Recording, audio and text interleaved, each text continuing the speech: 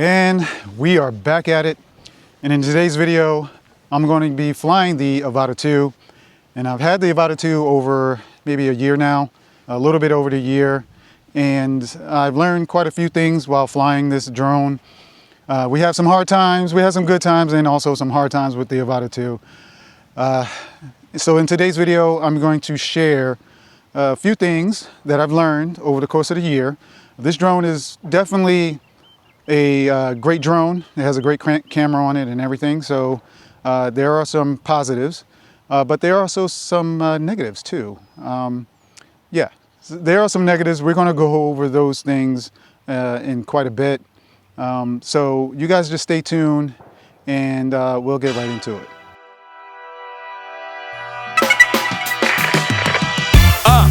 Headliner, showstopper, trendsetter, prototype, the gold topper.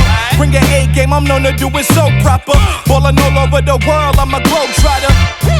Smoother than Don Juan, cigar in my palm, other hand holding the Sean Don. Dressed to impress, keep something crazy on my arm, and a little bit of charm. You feel right, let me hear you say, yeah, yeah. If you got it going on, you feel right, let me hear you say, yeah, yeah. This your part of the song. So fly, so cool. No trends, we set our own rules. Make my own moves, got my own tune. Spotlight on me when I step in the room like lights, camera, action. Get on up, get on up. Clap for the minute traction. Hey, get on up. I tell 'em, get on up. Lights, camera, action. Hey, get on up. I tell 'em, get on up. We come through star-studded, ain't nobody dressed flyer. They the openers, we the headlines. So here's what I've learned about the Avata 2 over the past year. So first off, flying the Avata 2 is incredibly fun. It is a big improvement over the original Avata. It's a lot lighter, it has a better camera on it, and the signal strength is definitely better, which makes a big difference. It handles like a champ in tight spaces, flying through small gaps, flying through trees, but you do have to respect the speed. If you are new to FPV, wearing goggles and all that, this could get away from you. And also with the way that it is built, and because it's very light, it is susceptible to the wind. And the nice thing about the Avata series is that it has various flying modes. It has the normal mode and the sport mode, which are GPS assisted, so you can let go of the sticks in the air and the drone would just hover in place. It also has a lot of safety features like the emergency brake. It has the sensors on the bottom also, but the real magic happens in manual mode. Now, if you can learn how to fly manual, I highly suggest that you do that quickly as possible, because you can basically fly this drone any way you will want. You can do, limited acrobatics. You can do flips and turns like you will not be able to do in normal or sport mode. Now, I learned how to fly manual mode on a simulator. It only took me about 2 to 3 weeks to actually get it down to where I was able to fly manual on the original Avata with no problem. But of course, when you're flying in manual mode, you have full control over the aircraft, and you will crash. I'm not going to sugarcoat it. You will crash. However, you learn from crashing, and you learn what mistakes not to make the next time. But over time, with practice, you'll get it. I'm not a pro. I just fly manual mode just to enjoy it. I'm not a pro acro flyer or anything, but I do know how to maneuver the drone to get out of certain situations. And if you're wondering what simulator I use Liftoff. I've been using it since day one, and I actually use it now from time to time to sharpen my skills, definitely when I haven't flown in a little while. I need to know everything, who and the what and the where, I need everything. Trust me, I hear what you're saying, but act like it's new what you're telling me. I'm curious, George, I hop in the Porsche, it's 5 and a horse, I'm ready for war, I'm coming for throats, to turn to a ghost, I need to know everything. So let's talk crashing. Now, when you're flying FPV, you're definitely gonna crash, but like I said, you're gonna learn from your crashes. Now, with the Avata 2, I've had some sketchy crashes. However, this is pretty durable, and it survived. But there is an Achilles heel to the Avata 2, which is the gimbal. So this is the Achilles heel of the Avata 2, and it's the gimbal. This is too exposed, it's too flimsy, and this is the second time I have to send this in. Now, I've had simple crashes with this where I ran into, some branches or run into like a small branch head on, and the gimbal will get damaged every single time. When I first got this drone, I had it for like a week, and the gimbal was damaged where I had to send it in. Yep. Freaking thing hit the freaking rocks. The gimbal is freaking broken. Damn. Didn't even get to fly it. The only thing that was wrong with it was the gimbal dampener, and because this aircraft was so new, those gimbal dampeners were not available, so I had to send it in. The second crash was not too long ago. It was actually a couple weeks ago, almost a year to the day. I crashed it head on into a branch where the gimbal actually was completely damaged. It was broken in a couple parts inside. So I damaged the gimbal dampener attachment thing here. It completely sheared off the plastic, and then also underneath here, part of the gimbal bracket, I don't know what it is, it completely broke, so it's basically destroyed. Now this is left wide open, and a lot of things can reach up in here and snag the gimbal, or damage the gimbal. In the past, with the Avata 1 or the original Avata, I've never experienced, breaking the gimbal. This is well protected, it's very robust, it's very compacted in there, basically. The frame is surrounding the gimbal completely and is well protected. So I've run into a tree maybe at 25 miles per hour and head on, and it survived. So this is one of the negatives that I need to complain about. This is definitely not as durable up front like the original Avata was. Hello, I'm the freshest in the place. Running laps with my vibe and you can't keep the pace. Head to toe while I'm dripping in style. I'm fly with $1 million smile. Cannot be me, never could you see me. When you this fresh, everybody wanna greet me.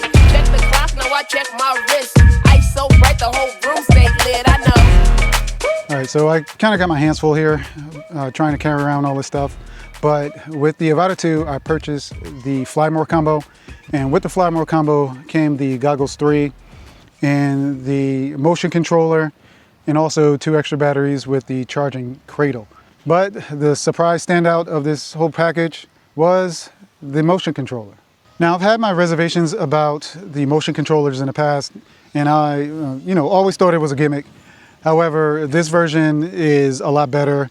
I used it, and actually I kind of enjoyed using it. It's a lot smaller, it fits a lot better in the hand. This is more ergonomically correct, basically, I should say, where everything is within a thumb's reach. Everything is placed where it should be, and you can actually reach everything you need to without having to look down or take off your goggles and look down and see where you're actually reaching. It has the joystick like it did in the last version. However, I feel a little bit more comfortable using this one. It also has that nice laser pointer feature where you can just point to wherever you need to within the menu and just select it by pulling the trigger. And to be honest, I've used this a lot more than I've used the other motion controllers in the past with the original Avata. I use this more to get those precision shots. If I wanted to go low and slow, or if I wanted to get a nice little steady shot for some B-roll, I might just use this instead of either using the joysticks in normal mode or manual mode.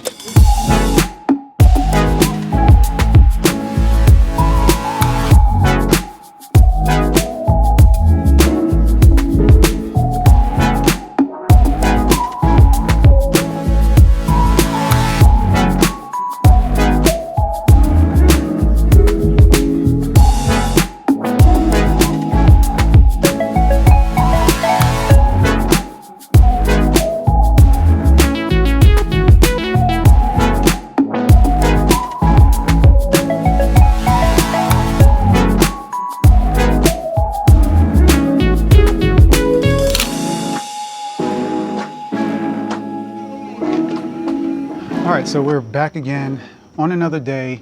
I couldn't continue to fly on the day I was here originally because of the wind. So that is going to lead me into this next segment, which is the wind resistance. Now, I wouldn't exactly call this a negative because this is something that you need to expect with the DJI Avata because it is a ducted drone, and also because it is lightweight, it is very susceptible to the wind. And unlike the traditional FPV drones, which have more powerful motors, also, a heavier frame, this does not actually do too well in higher winds. I mean, it could fly through the wind like I did, the other day.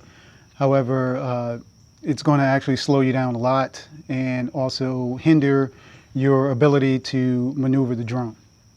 And as you can see in this video, without stabilization, you can see how much the Avata 2 was being tossed around.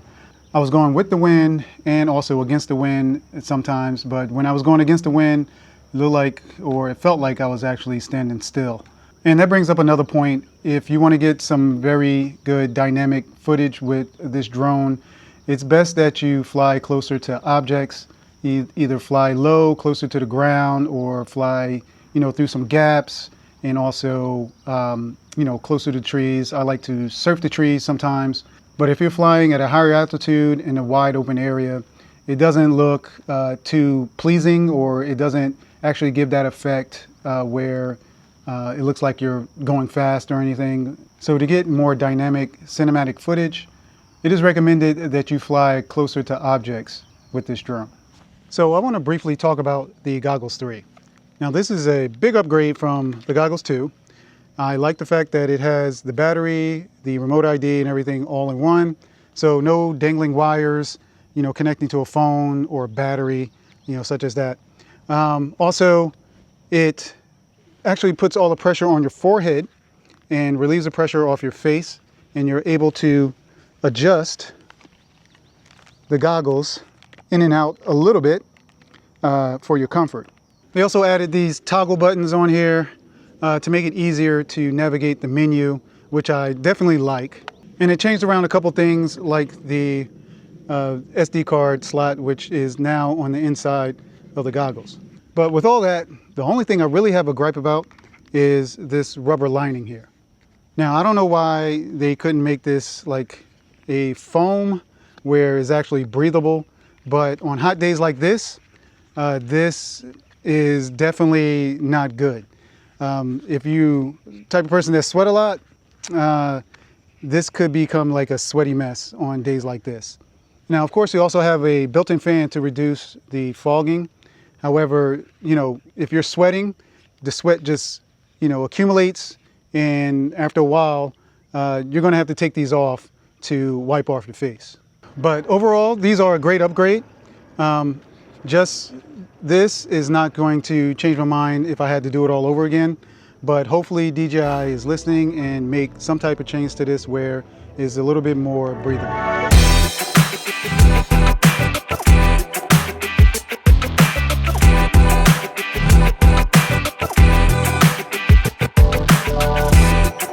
All right, so I've gone from the windiest day to the hottest day. So I'm sweating here a little bit, but let's get into the most important thing, the crown jewel, which is the camera. Now, the camera on the Avata 2 is definitely a leap over the original Avata. It comes equipped with a 1/1.3 CMOS sensor, which is the same sensor on the Mini 4 Pro and the Osmo Pocket 3. The original Avata had a 1/1.7 CMOS sensor, which, doesn't sound like a big deal, but it's a huge difference. A larger sensor means more light, more detail, and more dynamic range in your image, especially in challenging conditions like a sunset, sunrise, or indoor flight. And with an aperture of f2.8, and on top of everything else, it enhances the low light performance. And to briefly go over the specs, you get 4K at 60 frames per second, 2.7K at 120 frames per second, and then 1080p at 240 frames per second. So this opens up the door for buttery smooth slow motion and crisp action footage. And here's another upgrade. The D-Log M on the DJI Avata gives a lot more room for color grading. It gives a flatter image, which makes it a lot easier to pull, and push the colors to your liking. The bitrate is also higher at 130 megabits per second, which retains a lot more detail. So bottom line, this camera is a serious upgrade from the original Avata, with better low light, better color, smoother footage, and more flexibility in post. So for a built-in FPV camera, there's no need to mount any other camera or action camera on top. Oh boy, it is hot out here.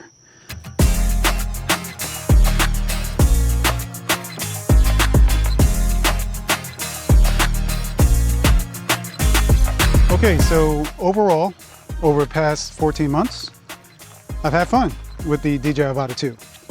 There were some negatives, we had a couple crashes. However, it's a learning process, and like I mentioned earlier, you do learn from your mistakes. This drone is a big upgrade from the original Avata. It has a better camera on it, which is basically the crown jewel of it. This is what I like about it the most, is that the dynamic range and the color you get with this 1/1.3 CMOS sensor. Now, if you're thinking about getting this, if you're a beginner, it does have all the safety features on here, and you can basically, crawl your way to learning how to fly, FPV in manual mode. Also, you need to keep in mind that this is a ducted drone, and it is lightweight, and it's built of plastic. So if you crash this, most likely, a moderate crash is not going to damage it. But do remember that this gimbal is wide open and is not as secure as it used to be on the Avata 1.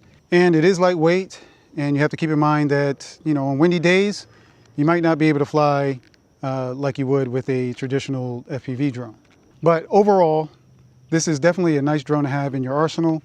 If you want to get that nice, smooth, FPV-like footage to put in your videos or, put on social media, stuff like that, this is definitely something to get.